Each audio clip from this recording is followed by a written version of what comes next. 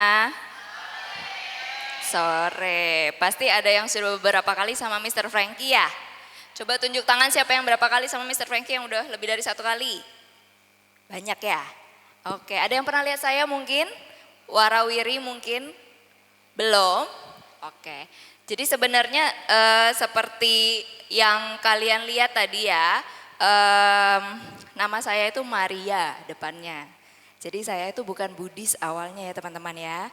Saya itu tadinya Katolik, makanya namanya Maria. Cuman lama-lama saya tertarik dengan Buddhism. Kalau misalnya ditanya apakah saya mahir sekali tentang Buddhism, tentu tidak. Ya, jadi saya di sini itu lebih kepada sharing. Jadi bukan menggurui ataupun memberikan seminar, tidak, tapi lebih ke sharing gitu. Nah, saya sendiri basicnya adalah guru seni rupa. Ada yang guru seni rupa di sini? Tidak ada. Guru matematika mungkin? Tidak ada. Semua guru agama? Bukan. Guru apa? PAUD, Ibu? TK. Semua TK? Yang TK siapa? 1, 2. Oke, SD? SD. Yang tinggi SD? Oh wow, oke. Yang SMP? Oke, yang SMA? Oke, saya sendiri basicnya sebenarnya graphic designer Bapak Ibu. Kemudian lama-lama menekuni bagian pendidikan, saya senang mengajar. Cuman memang waktu awal-awal saya itu mengajar di SMP SMA. Tapi memang khusus untuk guru prakarya. Jadi memang basicnya karena art, kemudian akhirnya jadi guru prakarya di SMP SMA. Nah yang saya temui adalah karakter guru SD, TK, SMP, SMA itu berbeda. Kenapa saya tahu? Karena dulu sekolah saya kalau misalnya ada meeting, itu semua unit itu berkumpul. Biasanya guru TK itu lebih gampang ketawa, benar nggak? Coba kalau misalnya ada dari tadi seminar saya lihat kalau yang ketawa itu ada sudut yang suaranya paling kenceng. Kayak gitu, itu biasanya dari guru TK dan SD, betul nggak? Iya, kalau meeting yang mukanya paling tegang itu guru SMP SMA. Jadi kalau misalnya orang lagi ngelucu di sudut yang mukanya serius itu biasanya yang SMP SMA. Yang menghadapi mental-mental anak-anak remaja. Mana tadi yang SMP SMA? Benar nggak Ibu? Mental anak remaja itu ngalah-ngalahin anak TK yang tantrum. Betul Ibu? Iya. Nah kemudian lama-lama sekarang saya megang juga anak-anak yang PAUD, TK, SD gitu ya. Ternyata mengajar anak TK itu juga tidak segampang itu Ibu. Ternyata yang TK itu juga kadang-kadang melelahkan. Kenapa? Karena waktu saya mengajar anak TK itu kita tuh kayak ngomong sendiri sama tembok, bener nggak? Iya kan? Terus kalau kita ngomong kadang-kadang dia ngerti, kadang enggak gitu ya? Iya. Nah ternyata juga semua unit itu ternyata banyak tantangan sendiri-sendiri. Nah, saya sekarang mengkoordinasi suatu bimbel, saya koordinatornya, dan bimbel saya itu mengajar seni lukis, kemudian ada matematikanya, saya juga punya guru bahasa Inggris, kemudian ada satu lagi yang high school itu guru debate, bahasa Inggris dan bahasa Indonesia. Jadi kebetulan di bimbel saya di Jogja, bukan punya saya koordinatornya aja, itu memang ketemu berbagai jenis rentang usia. Jadi dari situ saya bisa belajar, oh kalau ngadepin anak TK tuh harus begini. Kalau ngadepin SD begini, SMP begini, SMA begitu. Nah, kalau kita dari tadi pagi saya dengar, saya sengaja tadi masuk mondar-mandir, saya mau dengar bahwa yang diajarkan adalah bagaimana kreatif begitu ya. Tapi sebelum saya masuk ke teknis kreatifnya, saya mau nanya sama Bapak Ibu, apakah betul kalau setiap hari kita yang perempuan ini, nanti dulu ya yang bapak-bapak ya, ibu-ibu, apakah harus bergejolak, dealing itu apa ya? Harus berjuang ngatasin mood di pagi hari untuk berjuang bangun pagi, karena kita perempuan dalam 1 bulan Bapak Ibu, ini yang laki-laki boleh dengar, dalam 1 bulan, perempuan itu memang uniknya kita itu secara biologis itu hanya punya 14 hari untuk merasa baik-baik saja, betul nggak? Sisanya, sorry, tapi kita punya cycle yang namanya menstruasi, betul? Sebelum masa menstruasi, mood kita itu ancur-ancuran, naik turun, benar nggak ibu-ibu? Kadang-kadang belum lagi kita selesai dengan diri kita harus menghadapi anak yang kecil, betul? Ada yang pagi-pagi harus berjuang menahan moodnya untuk berangkat ke tempat kerja? Iya, banyak. Banyak ya? Oke, ada yang tiap hari selalu happy? Enggak ada. Iya, bagus, jujur semuanya. Oke, kenapa saya menyentuh di hal seperti itu? Karena saya bekerja, saya dan Mr. Frankie bekerja di sekolah yang cukup besar. Dengan nama sekolah yang cukup besar. Tapi akhir-akhir ini banyak kami temui bahwa terdapat mungkin siklus bullying yang terjadi pada anak-anak zaman sekarang. Saya rasa tidak di sekolah kami saja, tapi juga ada di sekolah manapun juga. Dan setelah kami amati, rasanya itu dimulai dari guru yang tidak bahagia sebenarnya. Jadi sebagai kita yang perempuan, saya rasa sangat penting untuk beresin diri kita dulu. Sebelum kita ke kreativitas lah, ngelucu lah, dongeng lah. Tapi saya rasa lebih ke kita beresin dulu diri kita sendiri. Rasanya tidak sederhana ya. Tapi saya bisa memberikan tips sedikit. Saya rasa ini klise atau sudah banyak kalian dengar bahwa kita tuh harus meditasi kayak gitu ya. Kita harus ikut seminar apa gitu. Tapi saya punya tips sederhana karena setiap pagi itu kan kita waktu cuma sebentar ya. Betul? Jadi kita caranya gimana nih, masa tiba-tiba kita harus ngatur switch mood kita harus meditasi gitu ya. Kadang-kadang tidak bisa selalu work atau berguna untuk yang ibu rumah tangga. Ataupun yang lagi sibuk sambil kuliah, misalnya ada yang sambil kuliah di sini? Nggak ada? Nggak ada? Oh ada. Oke, yang ibu mungkin seorang ibu, termasuk saya, seorang ibu bekerja, iya. Apakah gampang Bu membagi waktu antara anak dan pekerjaan? Sulit, ya. Tapi caranya bagaimana? Pertama, saya harus membenahi fisik dulu. Fisik itu dari makanan, kemudian mandi. Walaupun kadang-kadang sebagai ibu itu kadang-kadang mandi cuman siram terus habis itu cus gitu ya pergi. Tapi saya pengen kita semua harus duduk dulu sebentar, kemudian kita prepare atau siapin diri kita dulu, baru kita bisa deliver materi ke anak-anak murid kita. Nah, ini Bapak Ibu dari penampilan ya. Dari penampilan ada rambut, wajah, kacamata, gigi, tangan, kuku, dan pakaian. Semua ini itu harus tertata dulu dengan cukup baik. Saya tidak minta Bapak Ibu untuk make up, ibu-ibu gitu ya. Ibu-ibu untuk make up tebel gitu ya. Pakai maskara gitu, enggak sih gitu. Tapi lebih ke rambutnya mungkin disisir dulu. Kalau ibu-ibu yang senang rambutnya panjang dan suka kusut di ujungnya, ya, mari kita pakai conditioner misalnya gitu, ya. Atau kalau yang wajahnya sensitif, gitu, kita harus tahu diri kita dulu, gitu. Apakah wajah kita ini berminyak kah, kering kah, ya. Jadi kita tuh ngerawat diri kita dulu sebagai guru, karena guru itu berdiri di depan. Walaupun si audiens kita kadang-kadang yang kecil-kecil ya kayak anak TK ya, mereka juga nggak ngerti sebenarnya. Kita kiranya mereka nggak ngerti, padahal mereka ngerti. Karena waktu saya ketemu anak SD kelas 6 ke SMP, ternyata ketika saya wawancarai mereka itu masih ingat loh wali kelas mereka di TK yang cantik dan wangi.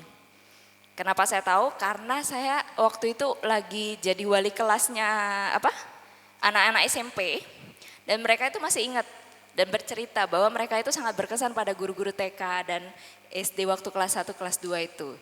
Jadi jangan kira mereka itu tidak bisa menilai guru-guru di sini, ya. Kemudian kacamata. Kalau yang pakai kacamata, mungkin kalau dulu-dulu sering ikut seminarnya Mr. Frankie selalu bilang bahwa kacamatanya dilihat dong gitu ya, ada minyaknya atau enggak gitu ya. Kemudian gigi, tangan, kuku, dan pakaian. Yang kukunya mungkin panjang, mungkin lebih dipotong, dirapiin gitu ya. Kalau mau panjang sedikit, boleh nggak kalau zaman sekarang ya, guru di sekolah panjang ya kukunya? Nggak boleh ya, masih begitu kan ya aturannya ya? Ya kalau bisa, kalau yang untuk kok ketawa ini ibunya. Oke, kalau misalnya kukunya pun harus sedikit terlihat gitu, pastikan kukunya bersih.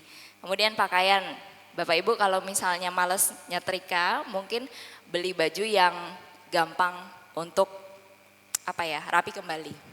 Gitu ya. Itu untuk tips untuk kalau yang susah setrika karena terlalu sibuk dengan urusan rumah gitu. Next, Bapak Frankie. Ya. Nah, oke, sama ini yang sini kelihatan Bu? Kelihatan. Oke, kalau misalnya kita masuk ke ruangan kelas, itu kadang-kadang bukan materinya dulu yang didengarkan oleh anak-anak, terutama anak SD ke bawah.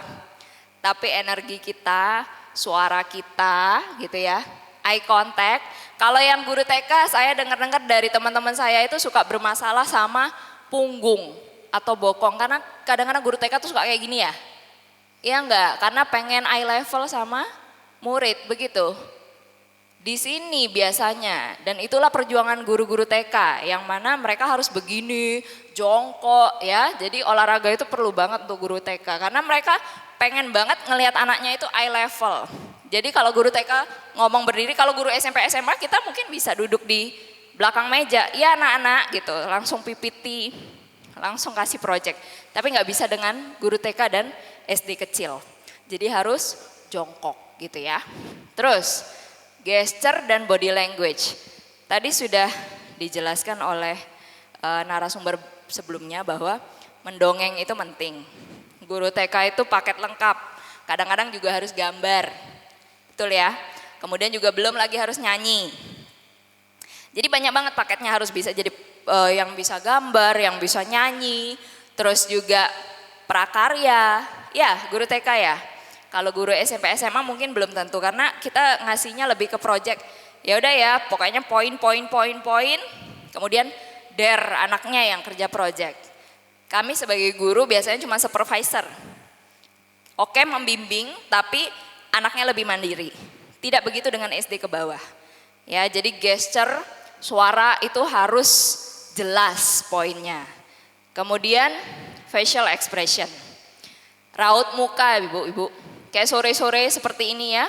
Ini mukanya udah kayak ngantuk ya Allah gitu ya. Apa lagi gitu ya, udah ngantuk. Nah, tapi kalau misalnya kita ngajar murid-murid kadang-kadang kita harus maksa muka kita tuh ekspresinya harus jelas, terutama untuk TK. Kita mukanya udah facial expression aja mereka kadang-kadang masih ngomong apa sih ibu gitu ya. Iya kan kadang-kadang gak ngerti, apalagi kalau kita flat mukanya. Jadi kitanya harus memaksa untuk diri kita tuh happy, walaupun tadi saya bilang bahwa perempuan itu harus mengatasi moodnya dengan susah payah untuk tetap happy di pagi hari. Kadang-kadang suka pura-pura ketawa enggak? Demi anak-anaknya supaya ketawa, bener ya? Jadi ngelucu itu enggak gampang untuk guru-guru TK. Nah ini, element of personal communication, 55% itu body language kalian. Jadi guru TK, SD, SMP, SMA, kita harus memang bergerak. Bergerak itu tangannya juga mesti gerak, mungkin jalan gitu ya kalau misalnya di ruangan, terutama anak-anak. Anak-anak itu fokusnya sebentar sekali ibu-ibu, jadi kayak cuman sekian menit habis itu ke distract. Apalagi zaman sekarang, kayaknya anak-anak di sini fokusnya lebih pendek nggak sih dari zaman kita dulu ya? Iya kan, banyak yang cepat ke distract. Jadi kalau misalnya kitanya gerakannya nggak aktif, terus mungkin eye contact-nya kurang, mereka langsung ke distract. Nggak usah anak-anak. Kita aja kayak begitu sebenarnya karena kita sudah sering nge-scroll HP dan itu sedikit banyak berpengaruh sekali. Ya, next. Oke, ini adalah media pembelajaran, sebenarnya gabungan. Saya dulu sering kerjasama untuk proyek SMP SMA itu dengan guru sains, matematika dan Inggris.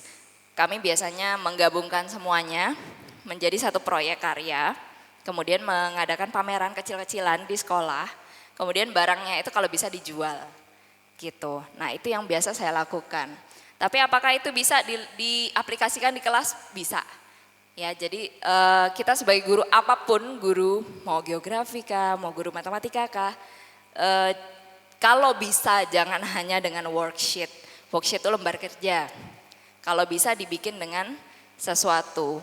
Ini contoh-contoh karya saya dan murid-murid saya yang bisa saya bawa ke sini seadanya ya ibu-ibu. Kembali lagi ini sangat-sangat sederhana. Nanti boleh sambil dilihat di sini untuk aplikasinya. Setiap kelompok nanti untuk pengerjaannya saya minta kalian diskusi temanya apa, misalnya alam, kemudian digabung dengan apa, nilai apa yang mau dimasukkan ke situ, misalnya nilai alam ada Buddhisnya tapi juga ada sainsnya, boleh, karena nanti hasil akhirnya itu akan dipresentasikan besok. Nah, ini saya kemarin sudah minta sama panitia mengumpulkan bahan-bahan. Bahan-bahannya semua mostly atau sebagian besar itu paper base. Semuanya dasarnya kertas. Jadi nggak usah susah-susah. Tapi saya minta semuanya kreatif. Kenapa kreatif? Jadi boleh 2D, 2 dimensi.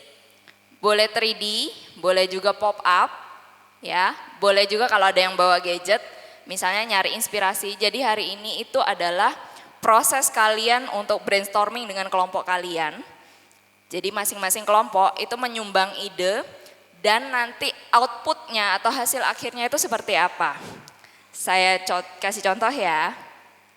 Misalnya kalau saya kan guru seni, nanti bisa maksudnya kalian campurkan dengan latar belakang pendidikan masing-masing Bapak Ibu guru. Misalnya kalau misalnya dalam satu kelompok ada yang matematika, boleh nggak kayak misalnya gini, ini saya sama guru matematika saya misalnya ada ular tangga gitu. Ini nanti pasti semua alatnya manual, kalau ini memang print, tapi nanti kalian harus bikinnya manual karena kita nggak bisa ngeprint satu-satu gitu ya, jadi manual aja dibikin. Dalam satu kelompok siapa yang jago menggambar nanti tolong dimanfaatkan untuk membuat seperti ini ya. Nah misalnya kayak gini, ini ular tangga. Kemudian supaya anak-anak nggak bosen, misalnya kita pakai kartu. Kartunya ini adalah soal-soalnya. Soal-soalnya, kemudian nanti ada dadu dilempar, terus angkanya angka berapa ya, terus misalnya soalnya nomor 17, nanti dipilih dari kartunya gitu, terus habis itu dipecahkan soalnya bersama. Ini hanya apa ya, ini hanya dekorasi supaya anak-anak tuh sebenarnya tidak takut belajar matematika. Jadi dibikinlah seperti ini gitu. Ada lagi kalau misalnya, balik lagi matematika, ini maaf ya, nggak terlalu estetik gitu ya. Cuman intinya misalnya di kelas 5-6 itu mereka tuh agak susah untuk membayangkan jaring-jaring bangun ruang. Jadi saya minta guru saya tolong dong dibikinin apa kek gitu supaya mereka itu bisa ada gambaran kalau misalnya berapa sisinya kubus misalnya gitu. Daripada cuman 2D digambar di lembar kerja, saya minta dibikin ini supaya bisa ditarik. Terus nanti klup gitu. Nah, ketutup seperti ini. Gitu, ada juga balok kayak gitu-gitu. Kalau ini saya bikin dengan clay. Ada yang bisa suka clay enggak? Bikin pakai clay. Ini jadi langsung kering gitu loh. Gitu. Terus mungkin juga ini misalnya lagi belajar apa misalnya tentang tanaman. Tanaman tapi dalam bahasa Inggris. Jadi tanaman itu kan ada bagian-bagiannya. Susah nih kayaknya gitu ya, belajar bahasa Inggris gitu. Nah akhirnya saya coba bikin 3D-nya, kemudian kalau misalnya nanti kalian bisa, ibu-ibu bisa juga tambahin akarnya kah, batangnya, kemudian dibikinlah per bagian nama bahasa Inggrisnya apa, itu juga boleh seperti itu. Jadi dalam satu kelompok saya minta tolong nanti penggabungan dari berbagai masing-masing individu. Jadi satu kelompok itu sangat-sangat kaya untuk media pembelajarannya. Jadi tidak hanya satu mata pelajaran di dalam satu kelompok, kalau bisa minimal 2. Misal Inggris tadi dengan art gitu. Tapi pasti harus ada outputnya yang berwarna. Kalau bisa tidak hitam putih. Karena anak-anak kita akan sangat tertarik dengan warna. Warna apa yang untuk anak-anak paling efektif, Bapak Ibu? Ada yang tahu? Kuning, merah, merah dulu, kemudian oranye, kuning, warna panas. Jadi kalau bisa dominan warna itu, oke? Terutama untuk ruangan TK, itu menstimulasi otak anak-anak. Ya, kemudian kalau misalnya udah mulai mau belajar sains, masukkan biru sedikit. Masukkan unsur warna biru sedikit di media pembelajarannya. Nah kalau ini saya ngajarin bagaimana misalnya bagian dari pakaian, ya kan, jaket, bahasa Inggrisnya jacket for example. And then kalau misalnya blouse, kaos, blouse, tapi dibikin gini. Kayaknya zamannya saya ada deh mainan kayak gini, boneka yang dijual di pinggir jalan. Ya, ada yang tahun 80-an di sini? Angkat tangan. Yang tinggi, kita tetap, oke. 80-an masih ingat mainan boneka yang dijual di pinggir jalan ya? Ya, saya bawa lagi ya, ini ke bimbel saya aplikasikan dan ini laris banget. Anak-anak perempuan biasanya senang seperti ini gitu ya. Kalau misalnya nanti ada anak-anaknya yang laki-laki boleh. Jadi ininya manekinnya digambar dengan figur laki-laki. Jadi boleh seperti itu. Kemudian misalnya ini tuh sebenarnya dongeng, tapi mungkin nanti boleh kalau misalnya dongengnya terinspirasi dari cerita-cerita Buddhis gitu boleh. Terus dibikin buku cerita. Nah buku ceritanya boleh juga agak-agak pop up. Ini saya ganjel-ganjel aja pakai kardus teman-teman. Ya, jadi agak-agak berdiri gitu. Anak-anak pengen ngeraba, ya, sambil bercerita. Terus apalagi ya? Ini tuh banyak banget di Instagram. Kalau yang agak-agak udah tahun 90-an, 2000, biasa kalian pernah lihat yang kayak gini, pernah nggak ya? Jadi kayak apa ya? Copot. Gara-gara dibawa dalam satu koper. Nih, jadi bisa terbang. Misalnya lagi belajar apa nih? Serangga gitu ya. Boleh dimasukin sainsnya, dimasukin IPA-nya, kemudian dimasukin Inggrisnya. Baru outputnya lewat art. Saya harap di tiap kelompok nanti semua bisa ada yang mengeksekusi dalam bentuk outputnya. Kemudian kalau ada di tiap kelompok juga yang mempunyai laptop, akan lebih baik untuk presentasi. Kalau yang tidak punya, diharapkan outputnya maksudnya lebih bisa berkomunikasi karena mungkin tidak ada PPT-nya gitu. Nggak apa-apa, tapi ininya harus hidup ketika presentasi supaya anak-anaknya yang lihat juga tertarik. Begitu ya. Nah ini adalah indikator penilaian sederhana. Saya bagikan di kelompok, nanti tolong dituliskan nama kelompoknya dan individunya. Saya bagikan, kemudian kembalikan ke saya lagi. Ini besok nanti saya nilai, kemudian diakumulasi nilainya. Nanti kita cari pemenangnya. Gitu ya. Ini saya bagikan dulu ya, teman-teman.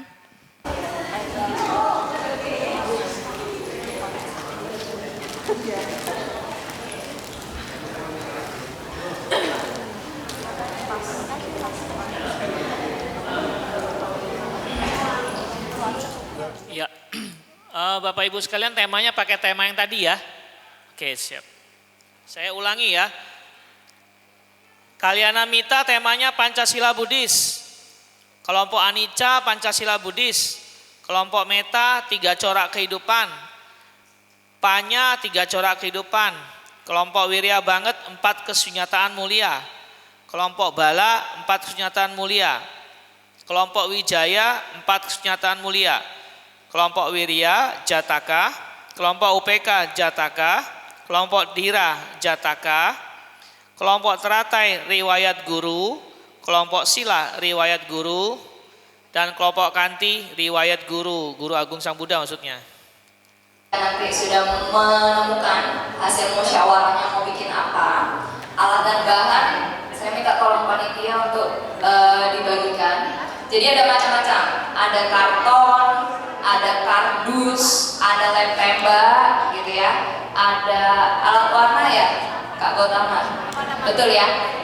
Ya, jadi masing-masing akan mendapatkan bahan yang sama, tapi outputnya saya yakin pasti beda-beda. Ya, silakan dipikirkan pembelajaran apa dari bahan-bahan yang sudah disiapkan panitia. Oh, bara. Santai. Ini riwayat Agung Buddha. Ini kelompok. Topiknya apa?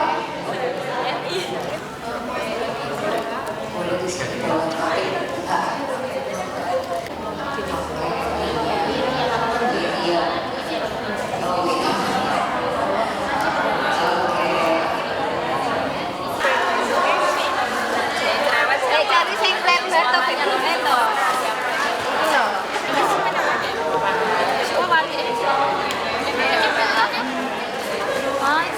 Elektronik kecil.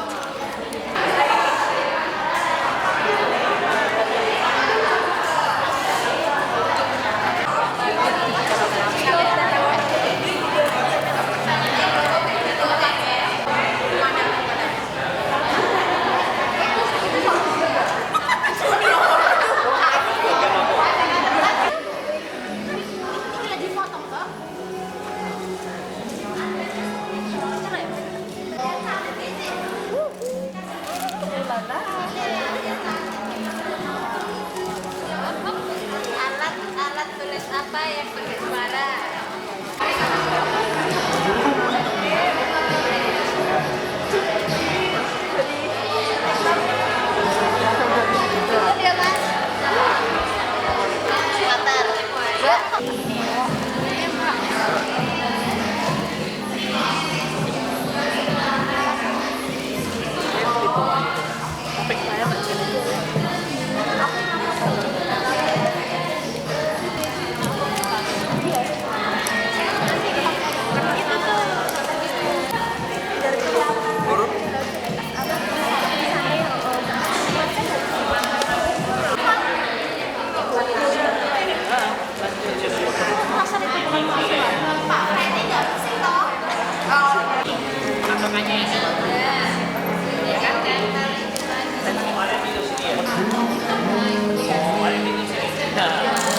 Ternyata tempat sini itu untuk tempat tidur nantinya.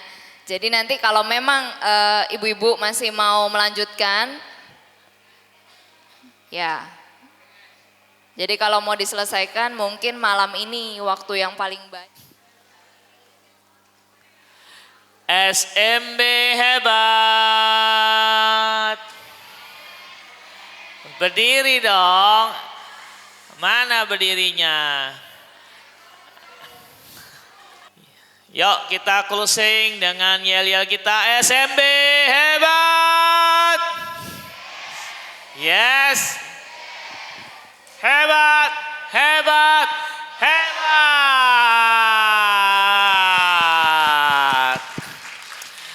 Baik, pembawa acara mau ditutup dengan nama Kara atau bagaimana? Atau langsung? Langsung ya. Langsung artinya mandinya tetap antri ya, jangan langsung rame-rame ya. Kemudian sekali lagi perhatikan, penilaian kelompok akan dilakukan besok jam 8 sampai jam 10. Jam 8 sampai setengah 8 tambah setengah 9 itu bisa dirapikan semua, disiapkan. Nah setengah 9 sampai jam 10 nanti diundi. Kita pakai pakai website punya undian ya kelompoknya. Jam 8 mulai tentukan latihan presentasi, tentukan siapa presentasi, siapa yang memegang medianya, ya tentukan personnya ya. Sampai jumpa besok pagi, sampai jumpa, bye bye, see you, dah.